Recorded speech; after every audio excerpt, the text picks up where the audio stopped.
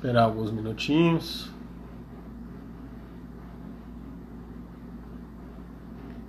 Boa noite.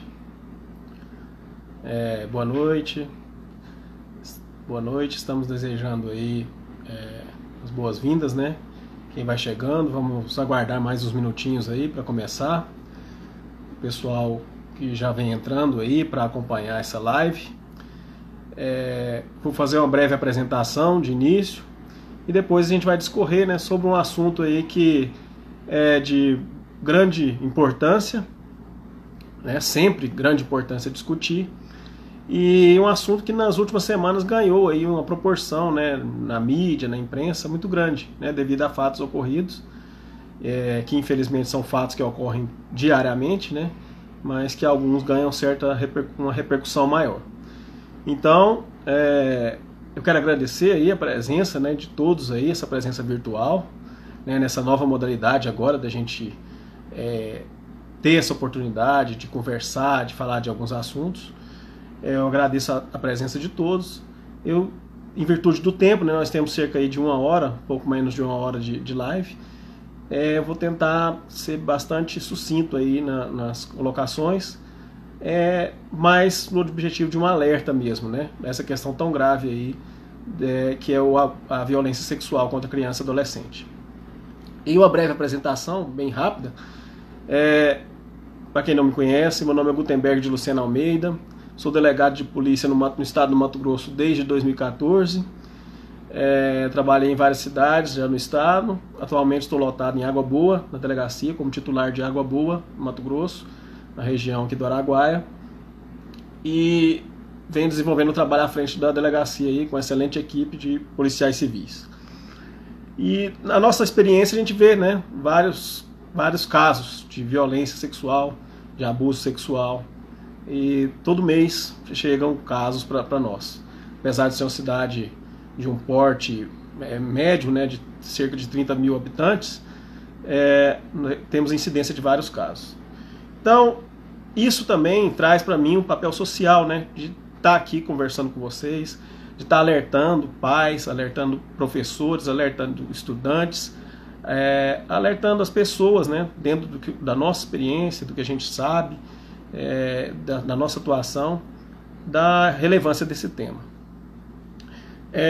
Só para entrar especificamente na gravidade da situação, somente essa semana, acompanhando algumas notícias, sem compromisso de acompanhar mesmo para a live, só as notícias que foram me chegando, eu selecionei aqui 4 casos aí emblemáticos, né? Um do Espírito Santo, né?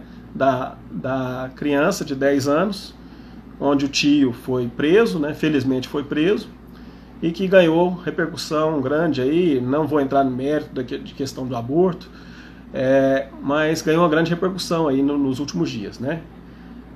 Ocorreu um outro fato no Mato Grosso, né? Os fatos que foram noticiados na mídia essa semana. Ocorreu um outro fato aqui no Mato Grosso, né? Em uma cidade daqui do Mato Grosso, uma criança de 5 anos, também o tio que foi o agressor, né? Cometeu abuso com essa criança de 5 anos.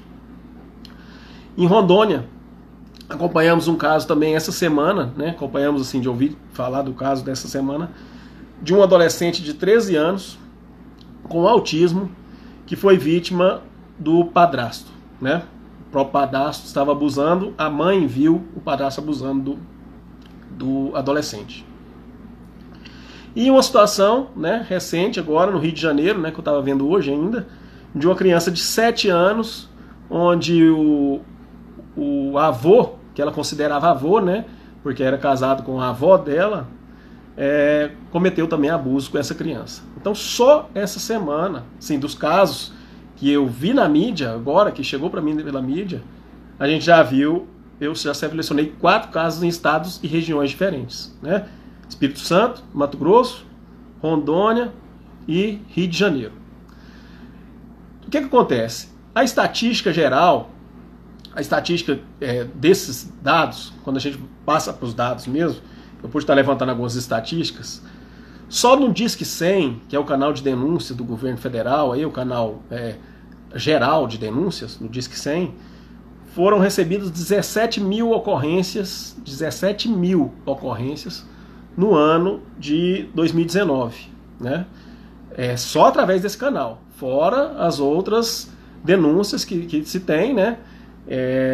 Que outros órgãos recebem, Polícia Militar, Polícia Civil, Conselho Tutelar, e dão os devidos encaminhamentos.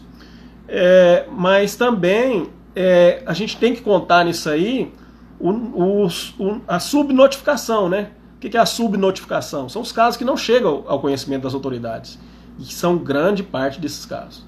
Então, só a gente tirar desse número de 17 mil em um ano, só de um canal, a gente já imagina a proporção que não acontece, e os casos que não chegam ao nosso conhecimento.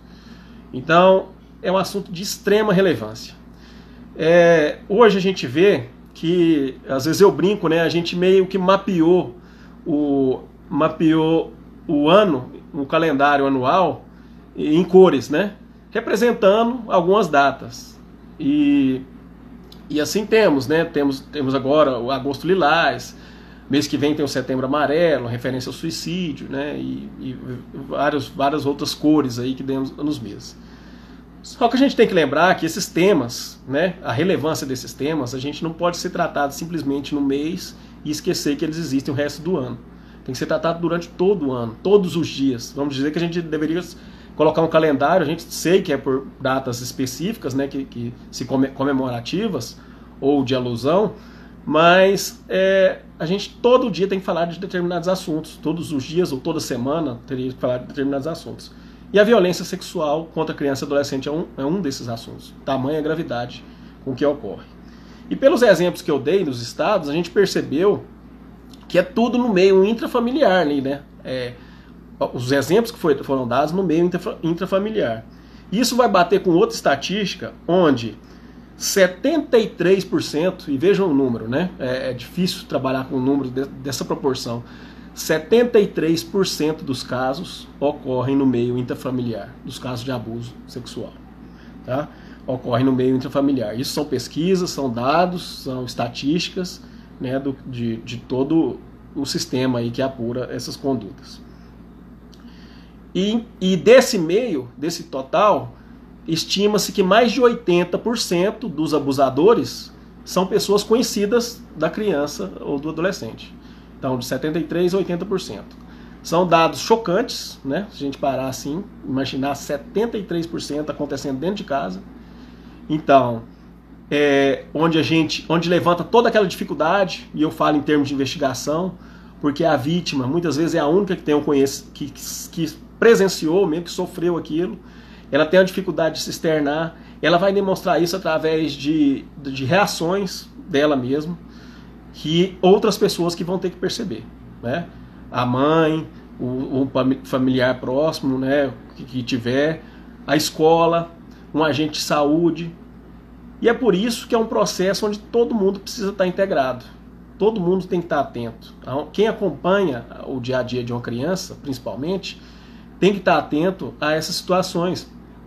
Porque se o agressor está ali dentro do lar, e é por isso que quando eu resolvi fazer a live, eu coloquei um título, né, vamos dizer assim, coloquei um título que o inimigo está próximo, é justamente por esses índices alarmantes, porque é o pai, é um padrasto, né, eu estou falando aqui no sexo masculino, mas pode ocorrer em qualquer gênero aí, né, a gente vê ocorrendo em qualquer gênero, o abuso.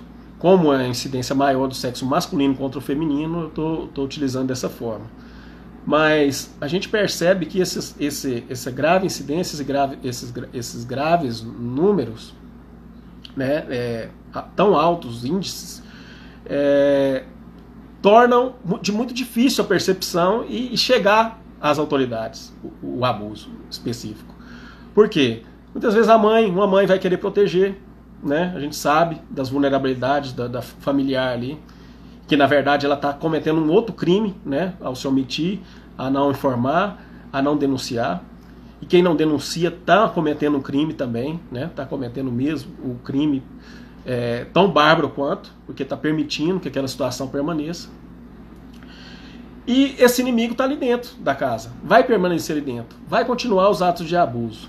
E a gente vai ver daqui a pouco que os reflexos são graves, as consequências para a criança ou adolescente. Temos consequências físicas e psicológicas, né? Tanto físicas como psicológicas. Então, a importância de denúncia, de estabelecer canais de denúncia, de denunciar, por mais que se fale nisso, por mais que a gente reservou uma data do ano específica, por exemplo, o 18 de maio, onde se trata do Dia Nacional de Combate à Exploração Sexual e Abuso Sexual de Criança e Adolescente. É um dia emblemático, né? E todo mês de maio a gente ouve falar. Mas a gente não pode parar de falar isso em maio e esquecer que está acontecendo todos os dias. Todos os dias, mais dado estatístico, a cada 4 horas, a cada 1 hora, 4 crianças são abusadas. A cada hora, no Brasil, 4 crianças são abusadas. Então não é pouco, né? Isso é o que a gente sabe. Quantos casos que a gente não chega ao nosso conhecimento, como eu já disse. Mas vamos lá. Cada profissional aí, né? Cada pessoa, não vou nem dizer profissional, tem um importante papel. Você tem o seu papel no seu meio familiar, né? Como perceptor de alguma situação, tem a obrigação de denunciar. Você tem o seu papel profissional, né?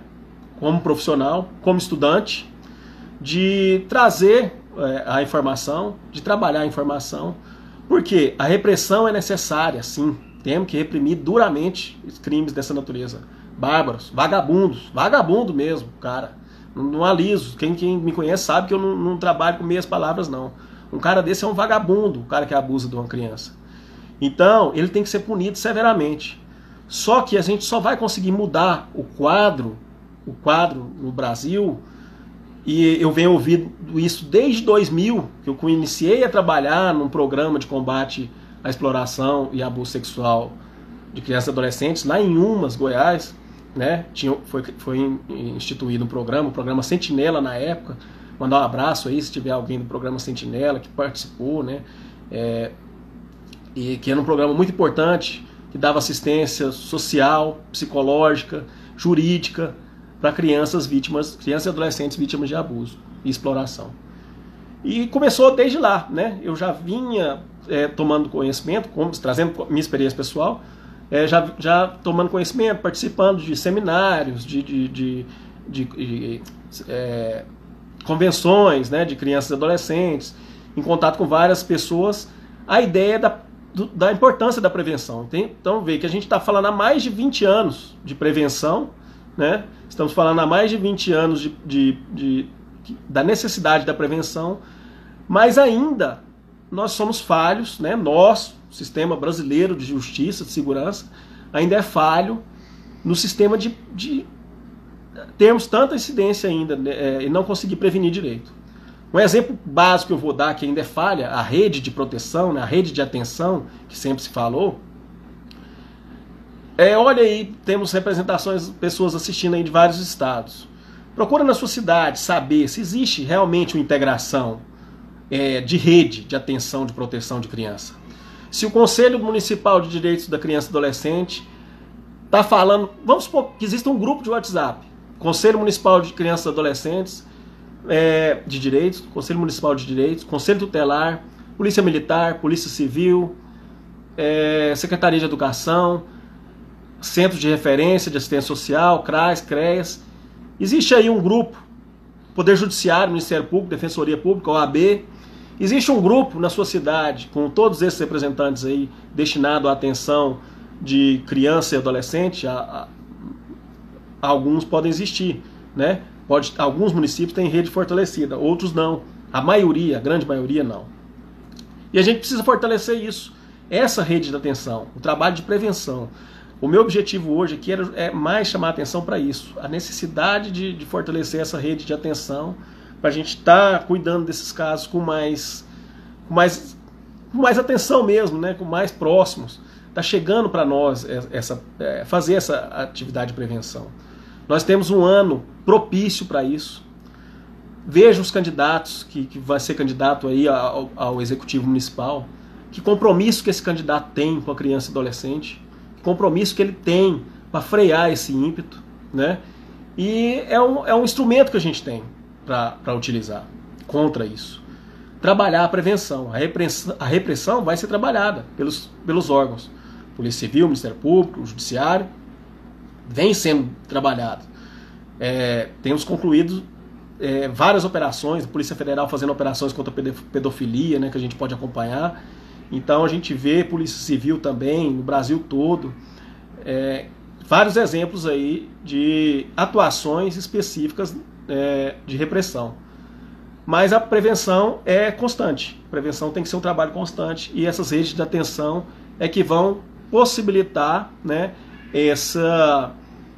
a gente tenta reverter esse quadro, que eu tenho esperança da gente reverter esse quadro tão triste, né? Então todos esses órgãos que eu citei, Conselho Municipal de Direitos, Conselho Tutelar, a gente precisa estar se integrando mais, né? Polícia Civil, Polícia Militar, se integrando mais, Poder Judiciário, Ministério Público, Defensoria, OAB, como eu disse, e entidades, né? A sociedade civil representada aí, clubes de serviço, atuando, né? De forma integrada, para saber o melhor encaminhamento para essa criança e adolescente vítima de abuso, né? Então cada profissional tem o seu papel nessa seara. Mas vamos lá, especificamente falando, por que eu escolhi o tema de forma genérica, eu falei sobre violência sexual.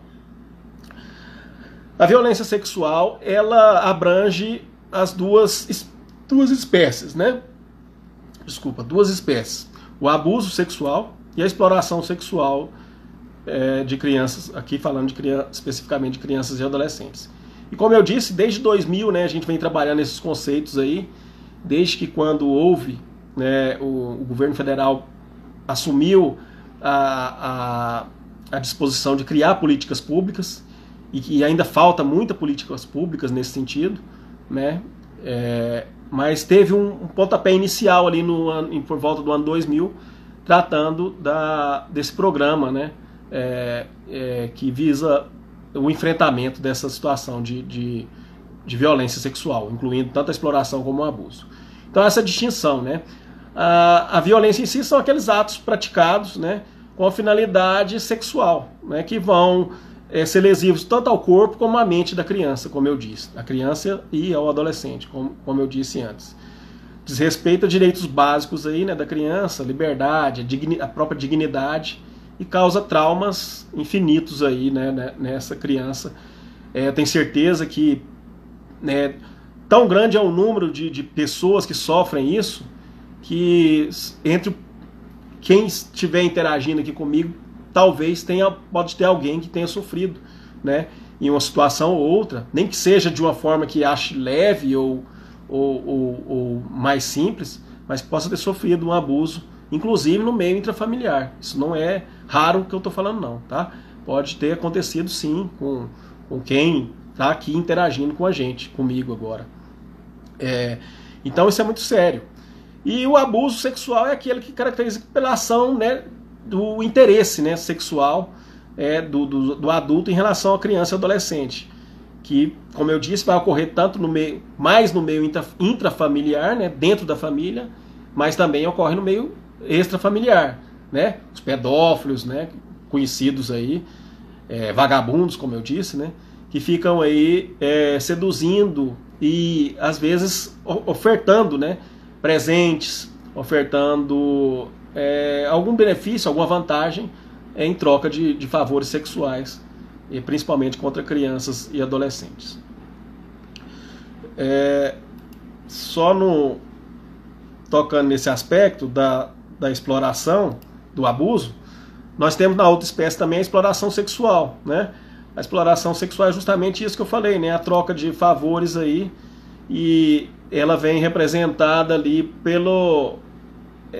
a gente vê em pornografia, tráfico de crianças e adolescentes para fins sexuais, turismo sexual, né, que ocorre demais, né, cidades litorâneas, cidades turísticas, ocorre muito essa questão do turismo sexual, e não só nessas cidades, em outras cidades também, né, qualquer cidade aí a gente vê pessoas que se aproveitam para explorar crianças e adolescentes sexualmente. E pior, a gente vê pais, que eu não sei se pode ser chamado de pais, essas pessoas, mas a gente vê mãe oferecendo um filho, uma filha para ser vítima de exploração sexual, infelizmente, nesse país a gente ainda vê isso. É por isso que essa necessidade de denúncia precisa ser estabelecida, precisa ser propagada. Então quem estiver me ouvindo aí, me ajude, amanhã faça alguma coisa, algum trabalho direcionado a isso, né, a gente buscar reverter esse quadro, né? E nós temos também, né, como uma espécie de violência também, a própria pornografia infantil, né, que é o comércio, a comercialização desse tráfico, difusão, né, de material pornográfico, caracterizado aí pelas redes de pedofilia, principalmente nas redes de internet, né? A gente tem visto muito, como eu disse, muitas operações combatendo, né, esse tipo de crime, né, colocando esses vagabundos na cadeia mesmo. De outro lado, a gente tristemente vê alguns movimentos tentando excluir responsabilidade penal desses vagabundos, né, dizendo não, que o pedófilo talvez seria um doente e tal. Ele não é um doente, ele é um criminoso, ele é um vagabundo, que ele se aproveita de uma circunstância de vulnerabilidade, ele se aproveita de uma situação de confiança, na maioria das vezes, daquela criança tem, na figura familiar, e vai cometer um crime para satisfazer um desejo seu ali. Então a gente tem que parar de passar pano nessas coisas, né? Muita gente ainda passa pano, tem que parar de passar pano nesse tipo de coisa. É um criminoso e um vagabundo que tem que pagar por isso, que tem que responder por isso. E a pornografia infantil, essa pornografia infanto-juvenil, né, está cada vez mais disseminada, né? A gente vê isso sendo usado aí até como extorsão, como motivo de extorsão na nossa prática. A gente tem visto ser utilizado como motivo de extorsão para conseguir vantagens, dinheiro de outras pessoas. Por exemplo, seduz um adolescente ali, a pessoa seduz o adolescente, consegue fotos íntimas e passa a extorquir, né, a família, ameaçando divulgação, para a gente ter a consciência dessa gravidade também, né? E então, todas essas formas, eu falei aqui de formas físicas, de meios informáticos e psicológico de agressão, de violência sexual, né, generalizando, e comercial, né, também, que é a exploração sexual. Então todas essas diversas formas aí, caracterizando a violência sexual, elas trazem aqueles efeitos mais nefastos, né? Além dos efeitos físicos, que podem vir doenças sexualmente transmissíveis, gravidez precoce, como no caso muito precoce, né, como no caso da criança, que foi amplamente divulgado, de 10 anos, infecções sexuais, enfim, lesões em órgãos íntimos, perfuração de útero, mortalidade, vários efeitos físicos, né? Além dos efeitos psicológicos, que muitas vezes aqueles que vão permanecer para o resto da vida, mais até que os físicos. Os psicológicos, como ataque de ansiedade, pesadelos, tendências suicidas, né? Muito importante isso. Como eu disse, né, o mês que vem nós vamos ter representado aí o Setembro Amarelo, em alusão ao suicídio, onde vão estabelecer várias campanhas de suicídio, e a gente tem que se atentar a isso, que isso é um grande fator de tendência suicida também. Inclusive, tendência suicida, automutilações e sentimentos de culpa, até de culpa da própria vítima, né? Falando nesse ponto aí da tendência ao suicídio, em relação a essas vítimas, eu vou fazer a citação de um livro aqui, que eu tive a oportunidade de contribuir, sendo ouvido um relato meu nesse livro, que eu participei de uma investigação. É o livro da jornalista Cleisla Garcia. Ele chama Sobreviver, esse livro. É um livro muito interessante que ele fala, de estudos, né, de tendências suicidas, de depressão, desenvolvidos em crianças e adolescentes, né? A gente tem visto assustadoramente altos índices. E muitos desses índices podem ter causas em abuso de natureza sexual, violência de natureza sexual. E dentro desse livro, ela cita um estudo, né, realizado na Costa Rica, com mais de 100 menores, vamos chamar de menores, mais de 100 menores que tinham sido explorados sexualmente, né, que tinham sido vítima de abuso. E esse estudo lá na Costa Rica, quando foi desenvolvido, ele mostrou que mais de 50% desses jovens, né, dessas crianças jovens ouvidos, manifestavam o desejo de morrer, né? É a tendência suicida. Desculpa. Essa tendência suicida que ela exemplifica e relata nesse livro bastante interessante o estudo que ela desenvolveu, né? Inclusive em relacionado a casos aqueles casos de influência digital, né? Como ocorreu daqueles jogos da Baleia Azul. Foi quando uma oportunidade que eu pude dar um depoimento lá nesse livro, contribuir um pouco ali com a jornalista no estudo dela. Enfim, esses efeitos psicológicos, né, trazem consequências gravíssimas e provavelmente vai ter gente da área aí que tem muito mais conhecimento sobre isso do que eu, né, mas eu já trabalhei, né, inclusive nesse programa, com psicólogos e assistentes sociais. A gente fazia um trabalho multiprofissional ali de atendimento jurídico também, de proteção dessas vítimas, né? A proteção, na verdade, é um dever de todos, né? Como eu disse, um dever familiar, um dever de todos.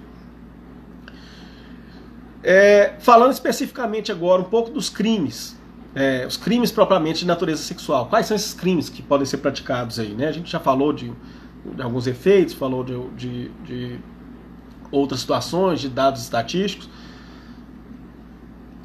A Constituição Federal, no artigo 227, ela traz, né, esse dever de proteção da família, da sociedade e dos órgãos públicos, dever de proteção integral, né, com a criança e adolescente.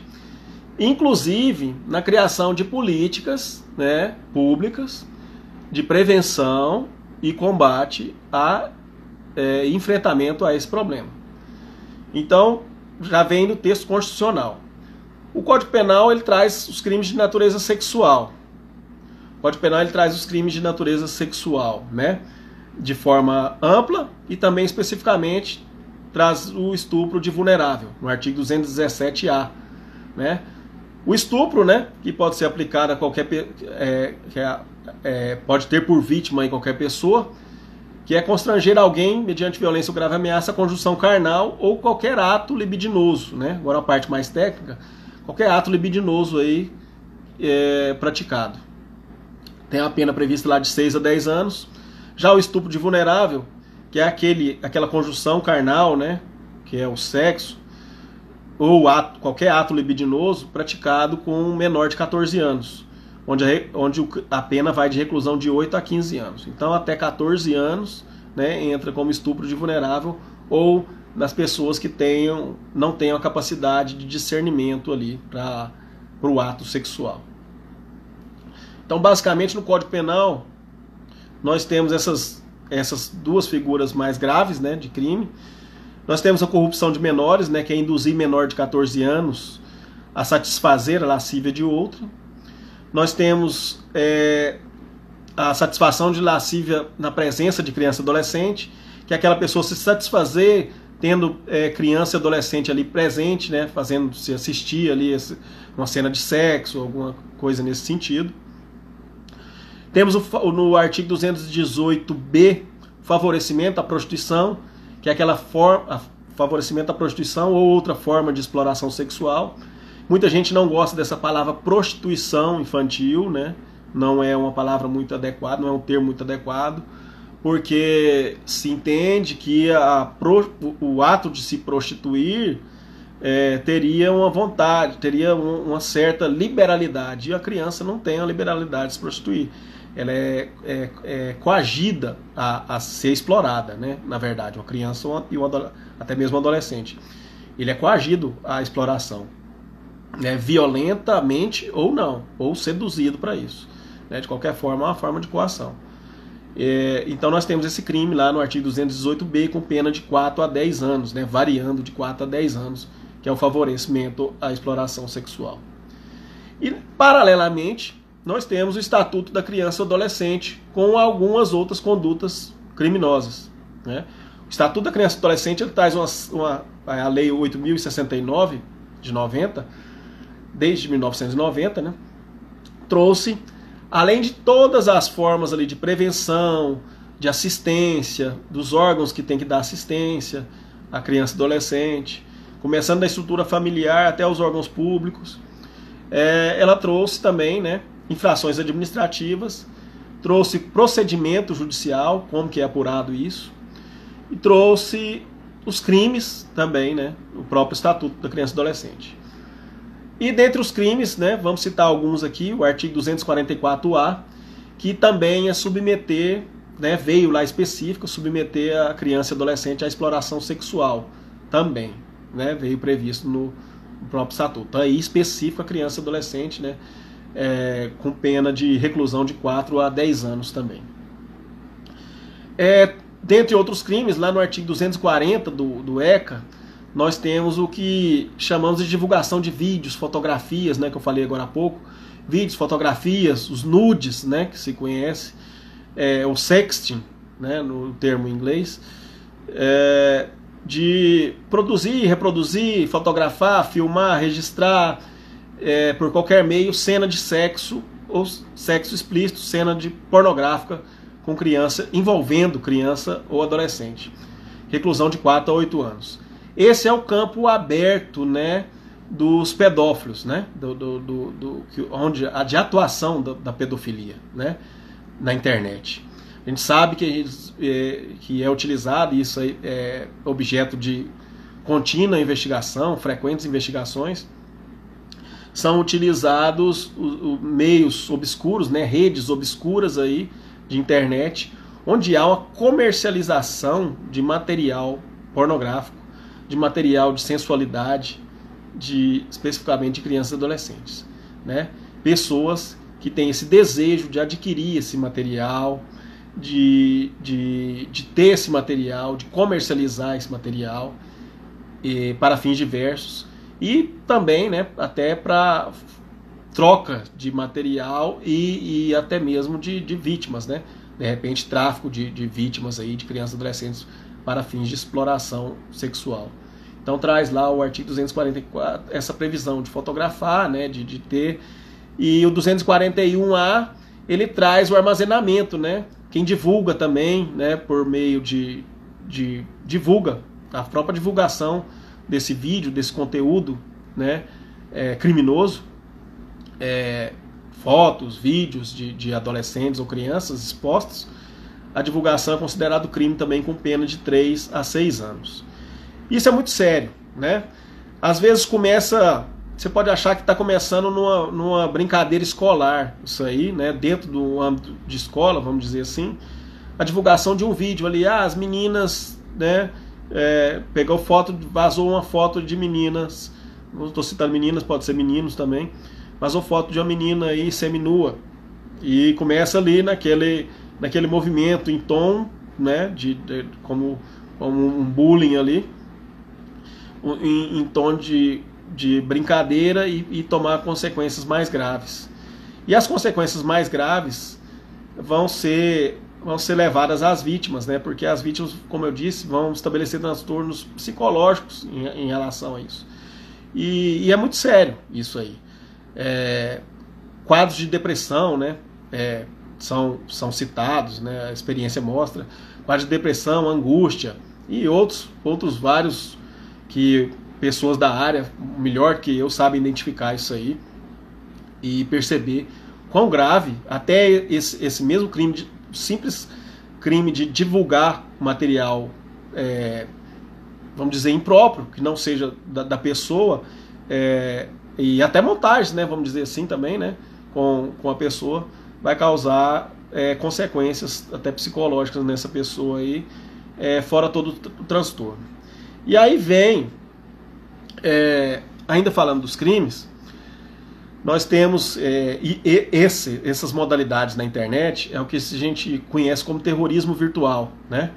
Esse terrorismo virtual, essas pessoas são procuradas também, né? Essas pessoas em situação de vulnerabilidade são atraídas para esse mundo virtual, né? E muitas vezes esses pedófilos vão conseguir material com a própria vítima, né? De repente se aproveitam ali de atitudes, né, do mesmo gosto do adolescente, vamos dizer assim, mais especificamente com o adolescente. Você gosta de uma banda de música legal, a pessoa cria um perfil ali no estilo da sua banda de música. Desculpa, parece que teve uma pausa. Né, vai buscar com esse contato, buscar adquirir material, né, buscar esse material pornográfico, vamos dizer assim, ou mesmo sexual, né, de nudes, alguma coisa assim, para fomentar uma rede internacional de pedofilia. Então isso é muito sério, né?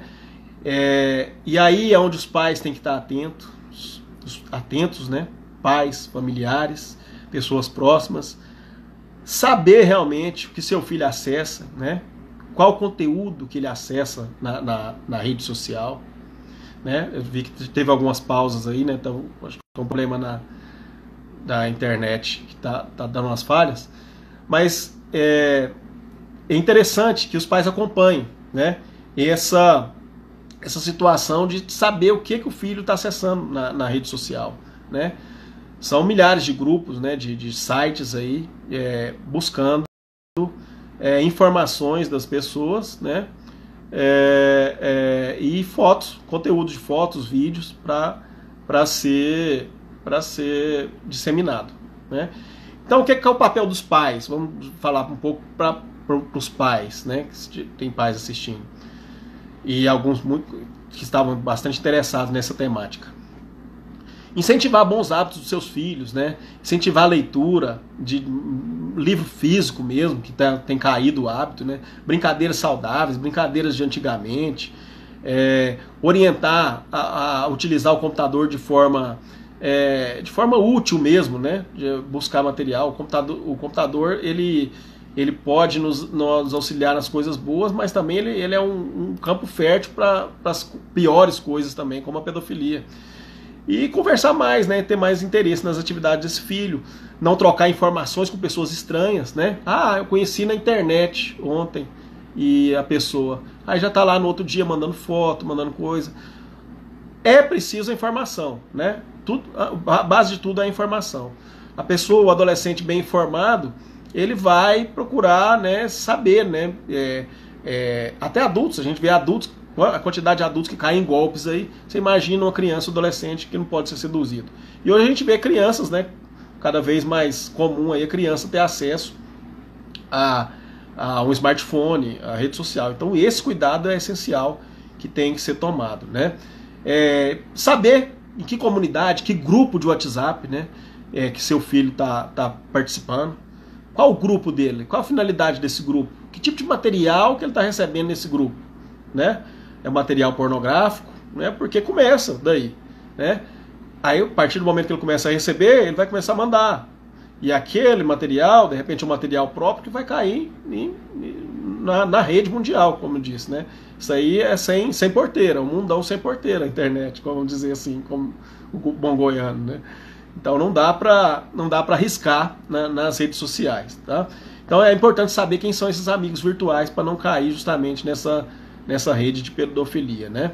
E orientar, né? Já não, as pessoas não perdem, né, uma mania, e eu acho que o adolescente tem essa vaidade, talvez, de se expor, né, de querer se expor, e tira uma foto sensual, tira alguma coisa e deixa armazenada ali no computador ou no smartphone. Muitas vezes, né, como aconteceu no emblemático caso da Carolina Dickmann, lá, já adulta, né, ela encaminhou um computador para um concerto, salvo engano, e caiu no mundo inteiro, vamos dizer assim, né, objetivando até a criação de uma lei, né, para inibir condutas de divulgação de imagens. E não só a Carolina Dickmann, né, outros famosos aí, vamos citar. E para citar só famosos, além do que acontece no dia a dia das pessoas aí. Então não dá, né, para a gente permitir o uso indiscriminado por uma criança e até mesmo um adolescente da internet, porque eles estão sujeitos a esse risco. E esse risco, ele entra, né, é claro, a gente está falando de abuso sexual de forma genérica, como eu disse, eu já falei tanto do abuso físico, do abuso psicológico, que não deixa de ser um abuso psicológico também, também esse abuso no meio virtual, né? Porque a partir do momento que a pessoa coleta um dado seu, uma informação sua, uma foto íntima sua, um vídeo íntimo, e vai utilizar para fins ilícitos, né? Ela está te causando como eu disse, pode causar um dano psicológico, né? E pode também, né, tá trazendo um dano à sua imagem, principalmente à sua dignidade, né, como pessoa humana. Se o próprio adulto se sente ofendido, imagina uma criança e um adolescente que se veem expostos aí. É um trabalho muito difícil de ser revertido. E a gente pede, né, que seja integrado essas. Quando eu falei inicialmente da prevenção, o trabalho de prevenção é justamente isso. Criem grupos em suas cidades, né, orientem as pessoas a criar, as autoridades a criarem grupos em suas cidades, integrando Conselho Municipal de Direitos Criança e Adolescente, Conselho Tutelar, Polícia Civil, Polícia Militar, Ministério Público, juiz, Poder Judiciário, não vou nem dizer o juiz, pode ser um juiz, um assessor, um representante do Poder Judiciário, um representante do Ministério Público, representante da Defensoria, representante da OAB, representante de órgãos de serviço, de entidades de serviço, Rotary, Lions Club, Clube de Leões, maçonaria, representante de vários segmentos sociais, para estar criando grupos, fomentando essa rede de atenção à criança e adolescente. E eu sugiro, se tem a autoridade, né, e essa é uma sugestão, né, claro, porque eu acredito que eu farei aqui, reunir, principalmente agora nesse momento político, reunir os candidatos para que se comprometam.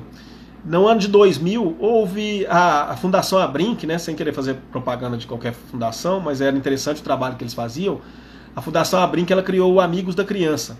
E aí tem, não sei se ainda existe, mas aí tinha o comércio amigo da criança, o órgão público amigo da criança, e é interessante que nós, enquanto autoridades, e agora eu estou falando como delegado de polícia, chamemos esses candidatos e falar: senhor candidato a prefeito, qual o seu compromisso com a criança e o adolescente de prevenção à violência sexual contra a criança e adolescente?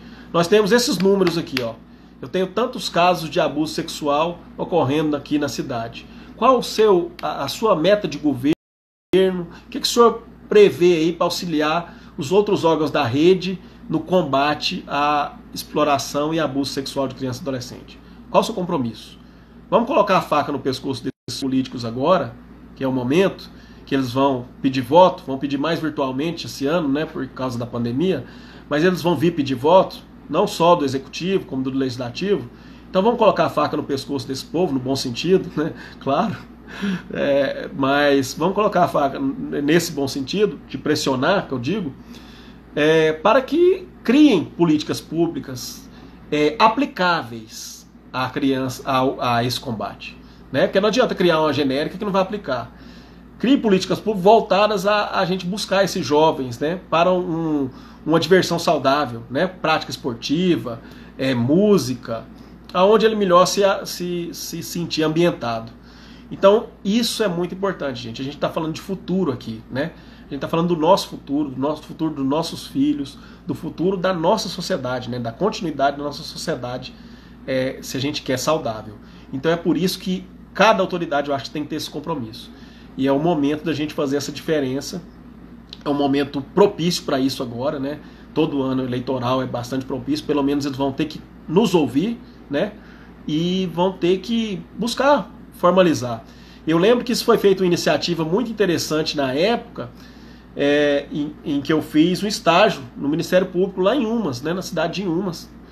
Fazia estágio lá ainda. E o Ministério Público, a promotora na época, a doutora Carla Fleury, né? Que eu sempre faço uma referência muito positiva, me auxiliou muito na minha caminhada jurídica. Ela fez esse compromisso, né? Chamou alguns prefeitos, chamou os candidatos a prefeito, candidatos a vereadores, para que assumissem compromisso com a criança e adolescente. Tanto é, né, que lá tinha esse programa Sentinela, programa específico lá, bem formado por uma equipe multiprofissional atendendo. E a gente atendia casos lá que a gente tem que ter o coração firme, né, e ser bastante profissional, porque senão a raiva, igual a gente atua hoje mesmo na polícia, aí, se a gente levar muito para o lado emocional, a gente sai do controle aí com esses vagabundos. Mas a gente sabe que não é o caminho certo, né? A gente tem que buscar a repressão aí da forma legal, né, que a lei permite. Mas hoje nós temos também, né, nos municípios o Centro de Referência de Assistência Social, né, os CRAS e os CREAS, né, Centro de Referência Especializado de Assistência Social, onde tem esse atendimento multiprofissional ainda, né? A maioria dos municípios tem essa estrutura. Então esses parceiros, eles têm que estar trabalhando integrado para fazer esse encaminhamento devido, né? Encaminhar devidamente, fazer uma oitiva saudável da criança, né? Não é expor a criança contar uma história na Polícia Militar, conta uma história na Polícia Civil, conta uma história no CRAS, conta uma história no Conselho Tutelar, conta uma história no Conselho da Criança. Ela revive aquela história de violência, aquele histórico de violência, quantas vezes numa mesma situação, entendeu? E também os órgãos de repressão, os órgãos de justiça, vamos dizer assim, ter um posicionamento mais firme com esse pessoal, né? A gente sabe que esses crimes são, a maioria das vezes, cometidos na calada da noite. Então esse apoio profissional do psicólogo, do assistente social, é quem vai delimitar, mas não adianta, o fórum não adianta pressionar e jogar a responsabilidade, eu digo fórum, Poder Judiciário, Ministério Público, como eu vejo muitas vezes acontecer, psicólogo, fala aí, aconteceu o fato, e eu já conversei com o psicólogo sobre isso, não é o psicólogo que vai falar, não, foi, não, ele sabe que foi, mas e aí, que estrutura vai ter esse psicólogo, que respaldo tem esse psicólogo depois, com esse agressor, sabendo da fragilidade da nossa legislação hoje? Ele é uma avaliação que você não faz do dia para a noite. Se eu prender o agressor hoje, eu tenho um prazo para concluir o processo, o inquérito e o processo. E o psicólogo não vai fazer uma avaliação dessa para imputar culpa em um prazo razoável. Então, na maioria das vezes, grande maioria, pela experiência, e psicólogos vão falar melhor isso que eu, na maioria das vezes a criança não mentiu, a criança não mente. Claro que vai haver hipóteses, mas existem várias formas de detectar isso aí. E na grande maioria, a palavra da vítima é que tem fundamental relevância e importância para esses casos de condenação. Porque senão vai todo mundo absolvido. Porque é só o pai desacreditar, e muitas vezes a própria mãe, próprio avô, própria avó vai desacreditar aquela criança, pressionar até, né? Eu já vi muitos casos acontecer, infelizmente, e isso não vai chegar a nada, né? Infelizmente, nem a repressão nós vamos conseguir fazer. Como eu digo, a gente está precisando fortalecer a prevenção, imagina a repressão. Então todo mundo tem que estar imbuído desse espírito de querer fazer mesmo, né? Desde da família até as pessoas que têm responsabilidade governamental, né? E no caso, eu me coloco, né, como delegado de polícia, como chefe de uma equipe de polícia, também como responsável por fazer esse trabalho, né? A gente tem que buscar a nossa sociedade para ter essa engrenagem, né? Essa integração que a gente fala, que é tão importante para esse trabalho. Como eu disse, desde 2000, quase todos os anos que eu faço uma palestra, alguma coisa, especialmente lá no 18 de maio, eu faço referência a 2000 que eu venho ouvindo esse trabalho de rede de atenção, e em alguns municípios bem fortalecidos, em outros não tanto, e a gente vê que as estatísticas são muitas. Zona rural, chama uma atenção especial para a zona rural, onde ocorrem muitos casos, tá? Infelizmente, os que entram na subnotificação que eu falei, que não chegam ao nosso conhecimento. Então hoje nós temos equipes de saúde, nós temos equipes da educação, que são parceiros, que devem ser parceiros, né, nesse processo de identificar alguma reação diferente naquela criança e adolescente e dar o encaminhamento devido, né, Temos canais, inúmeros canais de denúncia, né, para ser fortalecido. Hoje, internet, telefone, Disque 100, né, vários canais para denunciar qualquer tipo ou qualquer suspeita, vamos dizer, né, qualquer mesmo suspeita em relação a adolescentes. E outro aspecto que eu tenho que chamar a atenção quando a gente fala desse tema é também que a gente tem que ter a visão, muitas vezes, tá pausando o vídeo, né? Acho que retornou. Muitas vezes a gente tem que ter uma visão também de que os pais também não fazerem alienação parental utilizando essa temática, né? Para tentar a guarda, eu falo no sentido de tentar a guarda de um filho, alguma coisa. Porque a gente vê na nossa realidade, infelizmente, isso acontecer também, né? Eu acho que tão cruel como um abusador é um pai ou uma mãe que faz isso, que acusa, porque não tem mais um relacionamento com o pai ou com a mãe, acusa o outro indevidamente, né, de uma situação tão grave, né, induzindo os órgãos aí a erro também em relação a isso. Porque isso acontece, a gente não pode fechar os olhos para isso. Claro que cada caso é analisado isoladamente, né, mas a gente tem que ter isso em observação sempre também, porque infelizmente é objeto de alienação parental nesse sentido. Infelizmente, sabe? Hoje, eu falo para você, os maiores traumas para vocês, os maiores traumas que as crianças e adolescentes têm, não é em relação à separação do pai, não.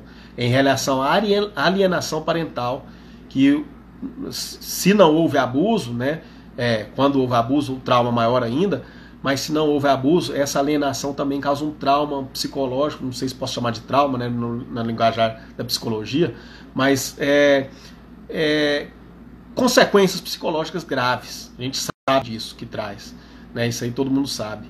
Mas a gente vê que é uma prática muito comum de ser feita, não só em caso de abuso sexual, de denúncia de abuso sexual, denunciar outros fatos. Fulana foi morar com fulano, aí vai e fala que o pai que o suposto padrasto está abusando. Vamos ter um cuidado, né, com essa denunciação caluniosa, com essa que é um outro crime, né, você denunciar caluniando, acusando de crime outra pessoa que não cometeu. Então tem que ter esse cuidado também na análise, né, cabe a nós aí, né, que estamos à frente da Segurança Pública e Justiça, fazer essa análise com bastante cuidado, né, também para não cometer injustiças, né, nesse caso. Então, o objetivo dessa live hoje, né, tá quase chegando ao final aí, era justamente esse.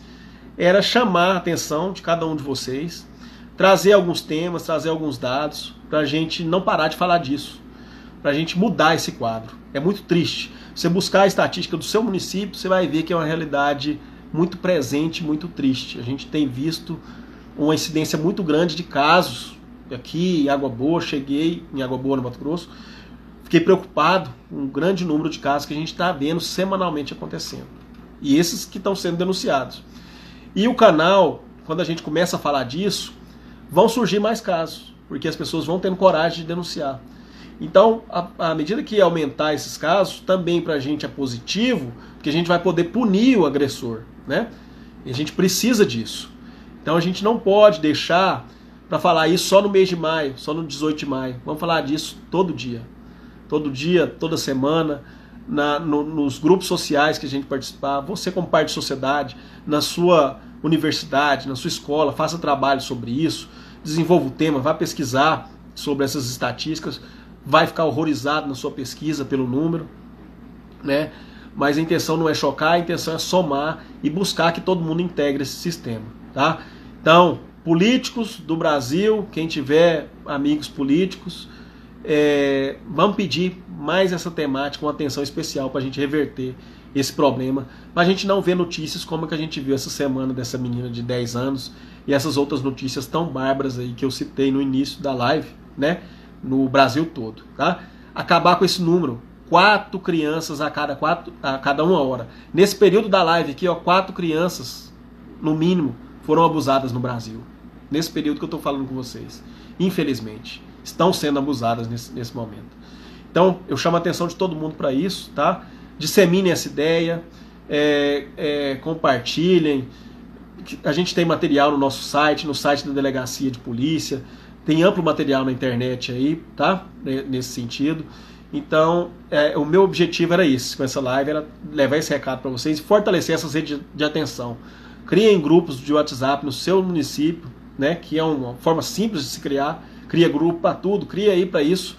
Rede de atenção no combate à violência sexual de criança e adolescente. Ótimo. Você criou um grupo, colocou pessoas ali bem intencionadas de atuar nesse sentido, você vai ver os resultados positivos na sua sociedade. Eu agradeço a todos, tá? Vou encerrando por aqui, mandando um abraço aí para pessoas do Brasil inteiro, amigos, parentes, colegas de profissão aí, amigos da polícia e amigos de outros órgãos também. E a todos que deram um pouquinho de atenção aí, né? Tiraram uma horinha de atenção para a gente falar de um assunto tão sério, tão atual e permanente que a gente não deve deixar de falar, tá? Qualquer dúvida, pode me chamar no privado aí, na conversa privada, a gente conversa mais, tá? Sempre que tiver, estou aí à disposição para poder um pouco contribuir com a minha experiência, né? E com o meu, vamos dizer assim, o espírito sempre de estar buscando a sociedade para participar mais, né, dos processos. A minha rede social é até para isso, aproximar a gente mais da sociedade, para que possamos, né, estar falando a mesma língua e criando uma rede de integração para realmente resolver os problemas da nossa comunidade local. Todo mundo tem papel importante nisso, é papel nosso. Obrigado mais uma vez, né, obrigado a todos aí. E provavelmente aí a gente escolhe outro tema, tá em outro encontro, mas não vamos deixar de falar desses temas importantes, tá bom? Um abraço a todos aí e fico à disposição quando precisarem falar comigo, tá bom? Obrigado, até mais.